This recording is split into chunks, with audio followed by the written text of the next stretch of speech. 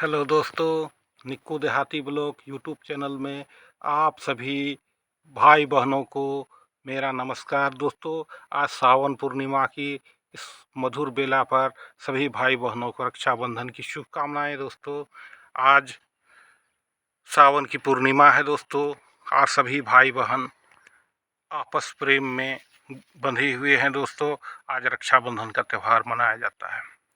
दोस्तों, रक्षाबंधन किस त्यौहार पर मैं कुछ प्रकाश डालना चाहता हूँ।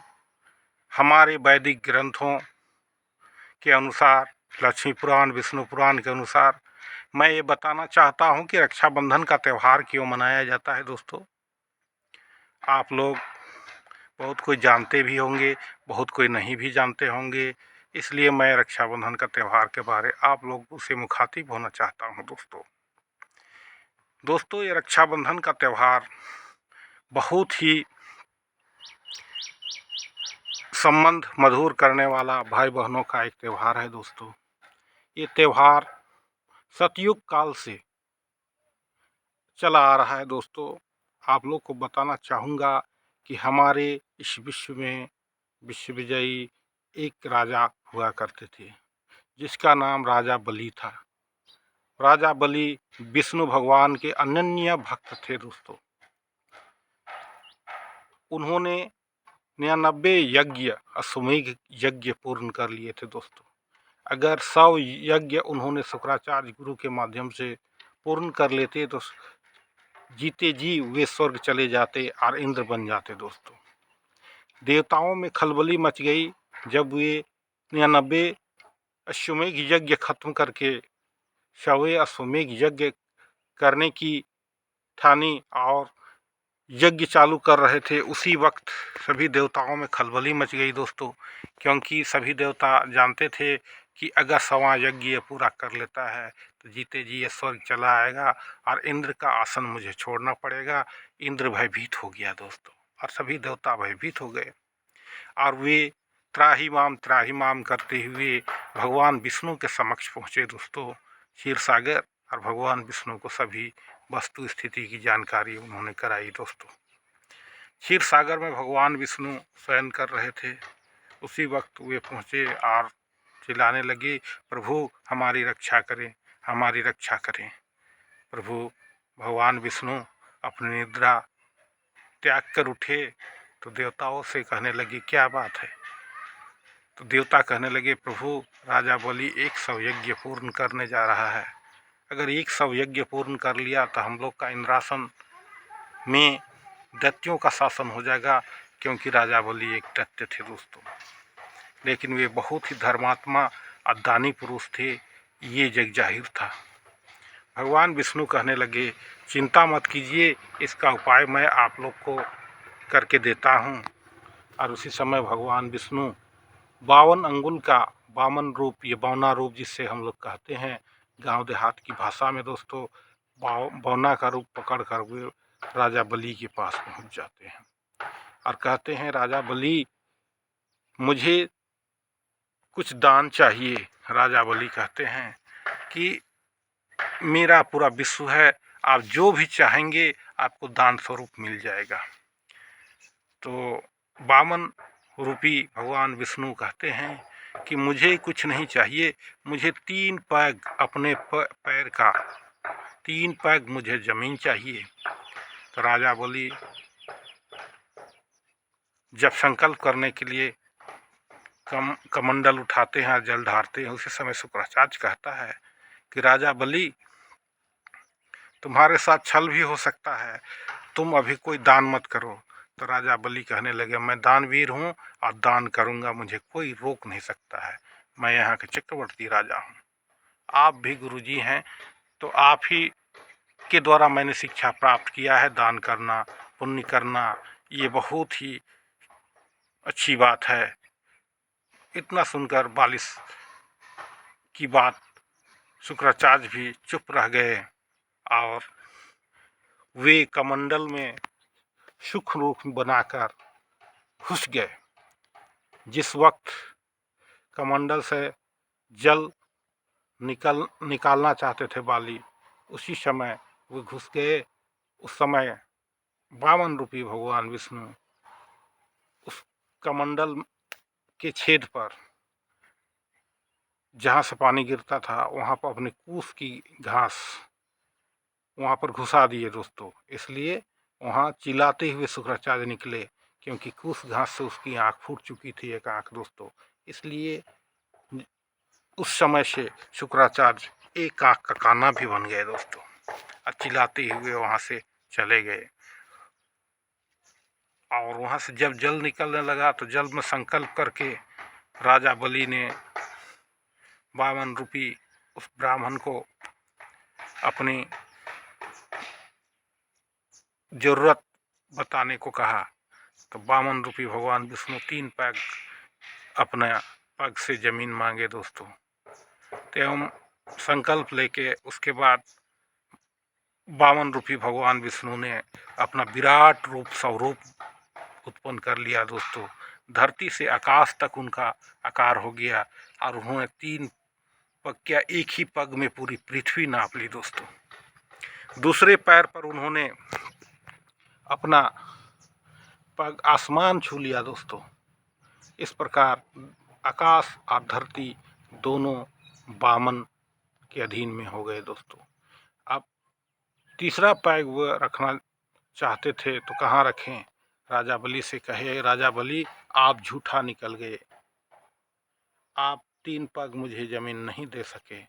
इतना सुनकर राजा बलि ने, जो धर्मात्मा व्यक्ति थे, वेद पुराण के जानकार थे, उन्होंने कहा कि, और समझ गए कि भगवान विष्णु ही है, इसलिए उन्होंने कहा कि प्रभु तीसरा पैग आप मेरे माथे पर रखिए।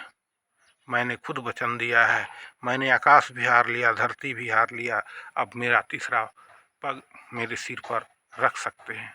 इतना सुनकर भगवान विष्णु खुश हो गया, तीसरा पैर उनके माथे पर रख दिया दोस्तों। तो राजा बलि शिव अत्यंत खुश हुए और बोले, महाराज बलि आप मुझे वरदान मांग सकते हैं, आप जो चाहेंगे मैं देने के लिए तैयार हूँ। भगवान विष्णु कहने लगे। इतना सुनने के बाद भगवान विष्णु से राजा बलि ने हाथ जोड़कर निवेदन किए, प्रभु आकाश भी अब मेरा नहीं रहा, पृथ्वी भी मेरी ऊपरी पृथ्वी नहीं रही, मैं कहाँ जाऊँगा, कहाँ रहूँगा, उसका निराकरण करते हुए मुझे वैसा स्थान दिया जाए जहाँ मैं निवास कर सकता हूँ। और साथ में जब मैं जहाँ निवास करूँ वहाँ के पहरेदार, उस देश के पहरेदार आप रहेंगे। भगवान विष्णु ने मस्तु कह दिया, और भगवान विष्णु कहने लगे, तुम पाताल लोक के राजा आज से घोषित होते हो वाली, तुम वहीं चले जाना और वहाँ पर अपना राज्य स्थापित करना, मैं स्वयं तुम्हारे चौकीदारी करूँगा। और वे पाताल लोक के राजा बन गए राजा बलि, और भगवान विष्णु उसके पहरेदार रहने लगे दोस्तों। काफ़ी समय गुजर जाने पर विष्णु के नहीं आने पर माँ लक्ष्मी क्षीर सागर पर अकेली रह गई दोस्तों। वो काफ़ी चिंतित और विचलित हो गई, और इन्हीं विचलन भरी स्थिति में उन्होंने राजा बलि के दरबार में अपना पग रखा दोस्तों। और राजा बलि के पास जाकर अपनी साड़ी का पल्लू को चीर कर दोस्तों राजा बलि की कलाई पर राखी का शुरुआत की दोस्तों। राजा बलि को उन्होंने भाई बना लिया, और उस समय रक्षा सूत्र के तौर पर उन्होंने अपनी साड़ी फाड़ कर बांध दी दोस्तों। इसी उपलक्ष्य में रक्षाबंधन का त्यौहार उस समय से मनाया जाता है दोस्तों, जो सावन की पूर्णिमा थी दोस्तों। इसी उपलक्ष्य में सावन की पूर्णिमा पर रक्षाबंधन का त्यौहार का चलन चल पड़ा दोस्तों हिंदू धर्म ग्रंथों के अनुसार, और उसी आलोक में आज तक हम लोग रक्षाबंधन मना रहे हैं दोस्तों, और भविष्य में भी मनाते रहेंगे।